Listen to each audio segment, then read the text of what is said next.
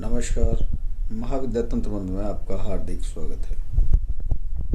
और आज हम कुछ ऐसे विशेष बातें आपको बताने वाले हैं जिन चीज़ों को यदि आप अपनी नित्य क्रिया में या नित्य पूजा में आप सम्मिलित कर लेते हैं तो जो आपके घर की कुल देवी या कुल देव हैं वो निश्चित तौर पर या कहें कि 100% वो न तो कोई उसको बांध पाएगा, ना ही वो आपसे रुष्ट रह पाएंगे।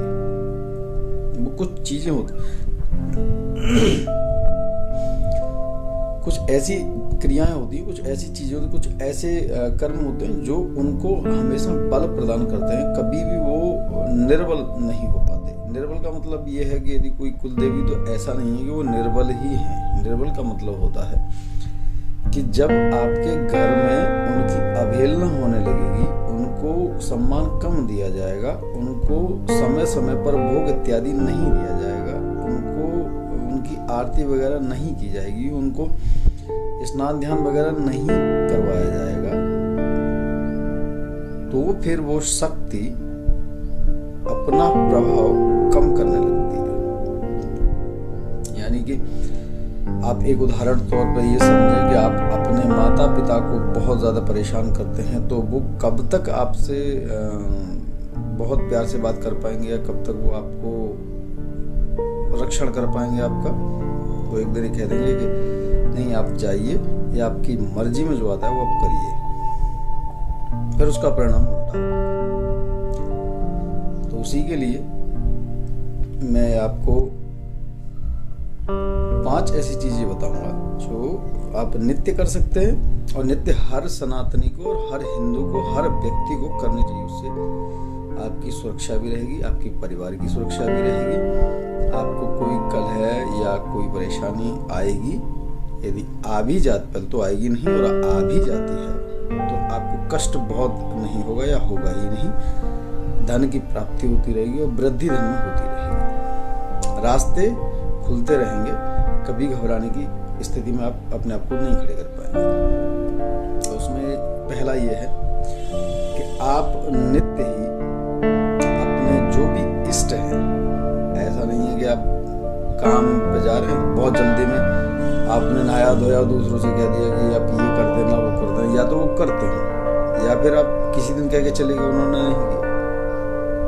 नहीं, ऐसा नहीं होना चाहिए। आप जिस प्रकार से अपनी माँ के पैर छू के जाते हैं, कहीं अपने पिता के पैर छू के जाते हैं, पास नहीं रहते तो उनको स्मरण करते हैं, उसी प्रकार से आप माता को, आप स्वच्छ हो जाइए।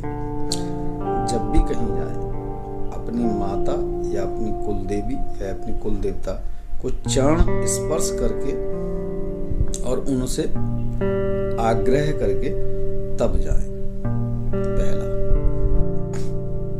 दूसरा, जब भी आप सुबह की पूजा करें या शाम की पूजा करें, कपूर, एक कपूर की टिक्की और लौंग, उस पर एक जोड़ा लौंग, इसका भोग आप नित्य लगाएं। नित्य पूरे 365 दिन होते, 365 दिन लगाएं, सुबह और शाम। तीसरा, आप उनके निमित्त दीपदान जरूर करें।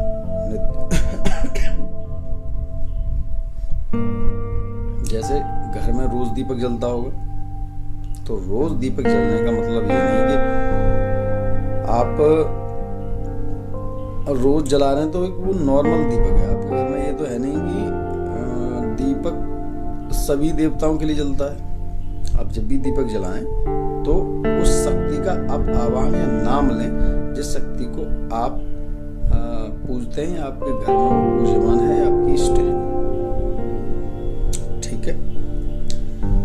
उसके बाद चौथा ये है कि आप उनके श्री विग्रह या जो भी विग्रह है उनका, उसको यदि बहुत ज्यादा आप नहीं कर सकते हैं स्नान ध्यान, उनका बहुत नहीं करा सकते हैं, तो आप पंचामृत से स्नान उनको रोज जरूर कराएं।